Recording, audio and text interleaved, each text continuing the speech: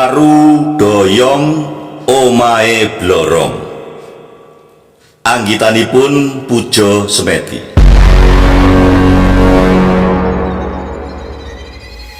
Wit waru lanang sing godhonge mawa wulu kuwi uripe ndoyong manglung kali. Jarene umure wis kawak. Embuh pirang puluh apa atus taun aku ora ngerti. Saben wong mung kandha kawak. Ana sing nambahi jare wit waru doyong kuwi wis ana sadurunge dheweke lair. Kamangka nalika aku takon, dheweke wis umur 22 taun. Tak pikir bener apa ora ya kandhane. Kowe aja pisan-pisan lungguhan nang kono. Kuwi omahe Nyai Blorong. Kandhane ngelekake. Ora ngadol. Takono wong-wong desa kene sing sak pantaran karo aku. Kandhane saya ngyakinake. Pancen ngono, ora lanang ora wadon sing sak pantaran karo Wawira padha kandha kaya mangkono. Agene cacah nika do jlog-jlogan keng mriku to angker wae. Aduh sekali nek durung wani anjlok keng mriku niku tose dudu calanang Jawa. Pitakonku semu melehake. Cak tambang. Aja dadi turu. Gugu omonganku. Nggih wae. Aku terus pamit sengadi arep bal-balan.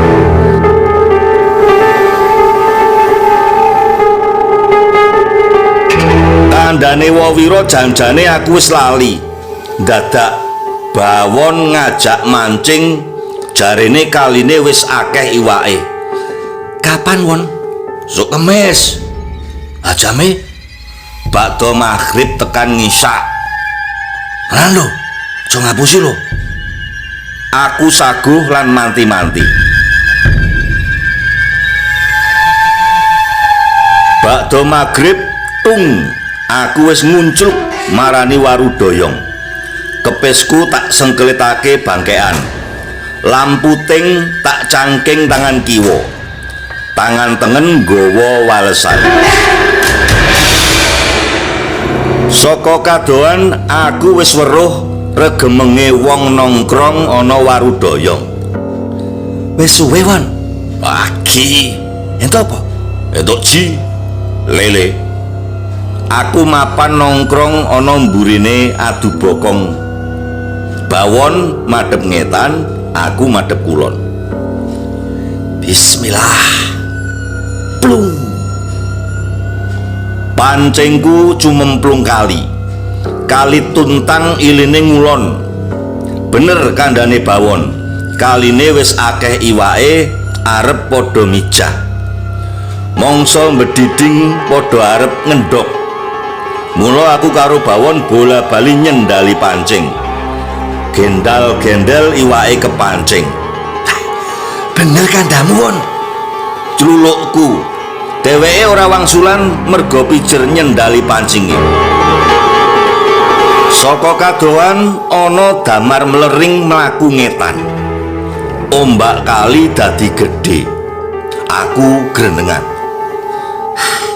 Ya ini sik ana prau pun badhe ngombak-ombaki kali, wae do wedi ya. Fas, prau-prau rusak. Karone arep ngopo to? Wangsulane bawon uga grenengan dhewe.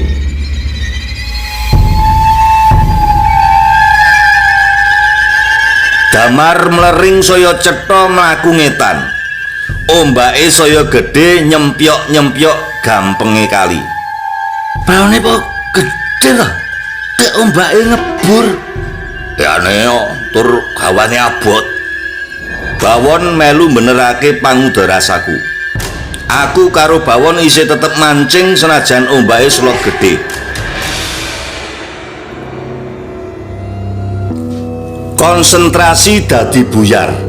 Merga damar mlering kuwi saya cedhak tur mawa swara waswus kaya ambegane wong slulup mencungul.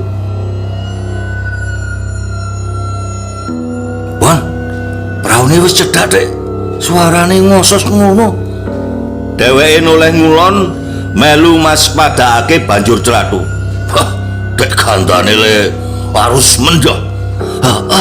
Kok kayak perahu iwak, Won? Kacok gue. Sidane aku karo Bawon ora nerusake oleh mancing, malah maspadakake renggunuke prau sing damare mlering. Swara ngosos lan ngesese malah dadi saya cetha. Anehe ora ketok wong sing melai. Bawon nyekeli pundakku. Aku cekelan pangwaru. Praune saya cedhak, nanging suwe-suwe yen ditamatake kaya glugu kentir nyungsang. Bongkote ana ngarep, oyote pating krembyah kaya sumut. Damare sing maune mlering dadi saya mlorong. Swara ngeses ngosos saya cetha. Kaya ambegane wong nglangi gaya dada utawa kodhok. Bangkotane glugu muncul kemelem kaya endas bajul. Glugune bisa mendak mendukul kaya barang lemes. Ombake kali saya gedhe. Suarane pating kecopak, pating krebyuk nampeki gampenge kali. Wite waru doyong katut obah miur-miur mentiyang-mentiyung. Bawon jawil pundakku ngajak oncat saka wit waru doyong sing saya suwe saya pentelung kanclap lumahe banyu. Suarane nglesik. Sajake dudu prau. Lah opo? Aku takon karo wiwit ndredeg. Kaya ula gedhi. Yo. Do mlayu wae kene. Dedep nang glagane tan kae. Nek wani didelok kok kono. Aku manut, lampu ting tak pateni.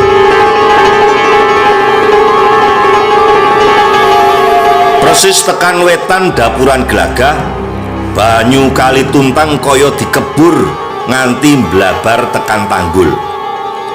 Glagahe mosak masik kena sempyoke banyu. Aku karo Bawon teles kebes keguyang kebure banyu ombak sing nglanjak sak dedege wong.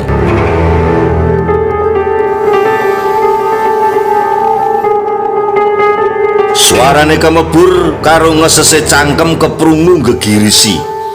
Dumadaan mak tlolor endas ulo sak bonggol wit klopo dengengek terus ngranggeh wit waru doyong. Awake sak glugu manglung gubet wit waru mau. Sisike pating krelip kena sorote rembulan tanggal tengahan sing wis ndadari wiwit sore mau. Aku karo Bawon ngewel dengkelen ora bisa jumangkah. Apa meneh mlayu bisa wae. Kegawa wis kadung kepokok senajan atine mung kari samenir diwane-wanekake nglongsor ana suketan tanggul mburi dapuran Glagah karo tansah nyawang wit waru doyong sing wis kanclap lumahe banyu merga digubet ula sak glugu kuwi.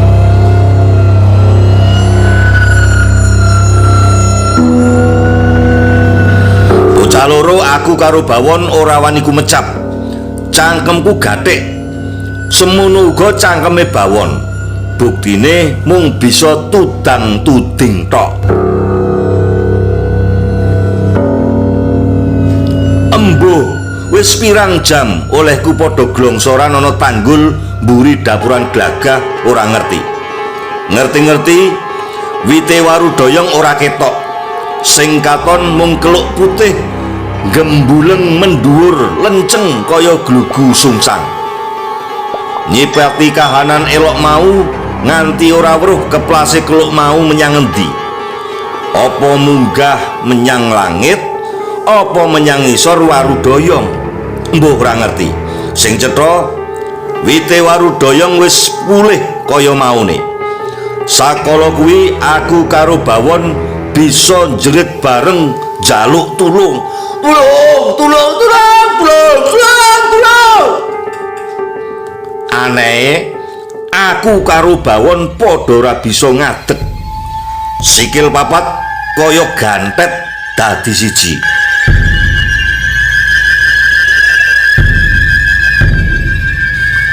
Bareng wong-wong padha metu mlayoni olehku padha tulung-tulung. Jebul sikil papat kegubet suket lawatan, kencenge ora ila-ila. Wawira sing mlaku ana ngarep dhewe weruh aku bocah loro pating kruntel malah melehake. Wah, lidora, piye omongku? Iki ra malem Jumat wage. Nyaine teko rene. Kandhane karo keduwat-keduwet nguculi bandan. Adul to? Adul ora? Tembunge isih kober melehake meneh. Nggih, wo. Oh, nggih, wo. Oleh, lehmu mancing. Angsal, dadal delok kepesmu. Bareng kepes loro dibuka, siji wae ora ana iwake. Aku karo Bawon mung bisa plingak-plinguk. Ora ngerti sebabe dene iwake ora ana. Wawira tanggap yen aku cah loro kebingungan banjur kandha. Iwakmu kuwi dijaluk nyaine meneh, ngerti ra? Ora entuk balane mbok pancing. Kuwi mau kabeh sing padha nderekake kundure nyaine, ngerti? Wes, ayo do mulih. Pangatake karo jumangka disiki laku. Aku karo Bawon mlaku bareng digiring kaya maling kecekel. Esuke rame dadi guneme wong akeh.